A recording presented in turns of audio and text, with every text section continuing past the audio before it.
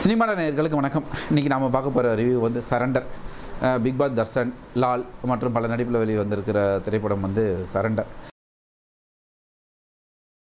படத்துடைய கதை என்னன்னு சொல்லிட்டு பார்த்தீங்கன்னா, தமிழ்நாட்டில் வந்து தேர்தல் வருது. தேர்தலுக்கு முன்னாடி எல்லோரும் வந்து ஆயுதங்களெல்லாம் வந்து நம்ம லைசன்ஸோடு இருக்கிற ஆயுதங்கள் வந்து நம்ம ஸ்டேஷனில் ஒப்படைக்கணும். அதன்படி நம்ம நடிகர் மன்சூர் அலிகான் என்ன பண்ணுறாரு, ஸ்டேஷனில் வந்து தன்னுடைய கைத்துப்பாக்கியை வந்து ஒப்படைக்கிறார். தேர்தலை முன்னிட்டு ஒப்படைக்கிறார். அதை வாங்கி வைக்கிற ஏட்டு வந்து நம்ம லால்.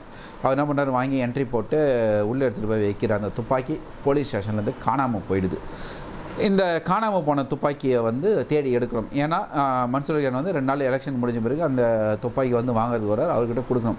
இந்த நேரத்தில் நம்ம ஹீரோ தர்ஷன் என்ன பண்ணுறாரு, அந்த ஸ்டேஷனில் இருக்க இன்ஸ்பெக்டர்கிட்ட சொல்கிறார், சார் காலையிலேருந்து ஒரு 20-30 பேர் தான் வந்திருப்பாங்க ஸ்டேஷனுக்கு, அவங்கள பிடிச்சி விசாரிச்சாலே தெரிஞ்சிடும் சார், அவங்க தான் எடுத்திருப்பாங்க, வேறு யாரும் எடுத்து இருக்க மாட்டாங்கன்றாங்க. பிக் பாஸ் இவர் தர்ஷன் வந்து அங்கே வந்து ட்ரைனி எஸ்ஐயாக தான் இருக்கிறாரு. முதல் கேஸாக இந்த கேஸை ஒப்படைக்கிறாரு. சரி, ஒரு நல்ல கண்டுபிடிச்சாரு, அவர் வந்து ரொம்ப நேர்மையான ஆஃபீஸர் ஆள், அதனால் அவருக்கு வந்து நம்ம ஹெல்ப் பண்ணணும், எப்படியாவது நம்ம அவர் வந்து காப்பாற்றணும் இந்த இஷ்யூலேருந்து. ஏன்னா மிகப்பெரிய இஷ்யூ ஆகிடும், துப்பாக்கி காணாமல் போகிறதெல்லாம் சாதாரண விஷயம் கிடையாது அப்படின்னு சொல்கிறாங்க. நம்ம இவங்க தர்ஷன் அந்த டீம் என்ன பண்ணுறாங்க, இந்த துப்பாக்கியை தேடி போகிறாங்க. சரி, இந்த துப்பாக்கி தான் தேடி போவாங்கன்னு பார்த்தா டைரக்டர் என்ன பண்ணார், இந்த துப்பாக்கி தேடி போட கதையிலேருந்து திரும்பி ஏதோ ஒரு ரவுடி கேங்ஸ்டர் கதையை நோக்கி தேடி போக ஆரம்பிச்சிட்டாரு. இடையில் அந்த பக்கம் போனால் ஒரு கேங்ஸ்டரு, அவர் இஷ்டத்துக்கும் கொலை பண்ணிக்கிட்டு இருக்கிறாரு. அவருக்கு ஒரு அடியாள். அந்த அடியாள் யாருனாக்கா நம்ம அசிஸ்டன்ட் கமிஷனரு. அவர் வந்து எப்போ பாரு அவர்கிட்ட போய் ஏதோ பக்கத்து வீட்டு பங்காளிக்கிட்ட பேசுகிற மாதிரி பேசிகிட்டு இருக்காரு, பிஸ்னஸ் பார்ட்னர்கிட்ட பேசுகிற மாதிரி பேசிகிட்டு இருக்காரு. ஒரு அசிஸ்டன்ட் கமிஷனர் இவ்வளோ கேவலமெல்லாம் வந்து இந்த மாதிரி படத்தில் வந்து காட்ட முடியாது. போலீஸ் காவல்துறையெல்லாம் எப்படி தான் பொறுத்துக்குதோ தெரியல. இந்த மாதிரி அசிஸ்டன்ட் கமிஷனர் அடியாளுங்க கொத்தடிமையாக இருக்கிறாங்க, ஒரு உண்மையிலே இருக்கிறாங்களா என்னவோ தெரியல. டைரக்டர் அப்படி சொல்லி வச்சுருக்காரு. இந்த மாதிரி அவர் வந்து இஷ்டத்துக்கு கொலை பண்ணிக்கிறார். அங்கே போகிறாரு, அவருக்கு ஒரு தம்பி வரதான், அவன் ஒரு பக்கம் கஞ்சா அடிச்சுட்டு அவன் ஒரு பக்கம் சுற்றிருக்கிறான். இந்த மாதிரி கதை எங்கேயோ தேடி போகுது. கடைசியில் துப்பாக்கியை தேடுங்கன்னா கடைசி வரைக்கும் அவங்க துப்பாக்கியை தேடல. அதுக்கப்புறம் பார்த்தா அந்த ஸ்டேஷன்லேருந்து ஒரு குட்டி பையன் ஒருத்தர் தூக்கின்னு விளையாடுறதுக்கு தூக்கின்னு போய் சேர்ந்துருக்கான் அந்த துப்பாக்கியை. அந்த அம்மா வந்து ஸ்டேஷனில் தான் வாங்கினது. 2 நாளாக அந்த துப்பாக்கியை ரிட்டன் ஒப்படைக்கணும், இன்ஸ்பெக்டர் ஐயா கிட்ட கொடுக்கணும்னு சொல்லி 2 நாளாக ஸ்டேஷனில் வாங்கினது. அதை யாருமே கண்டுக்க மாட்டாங்க.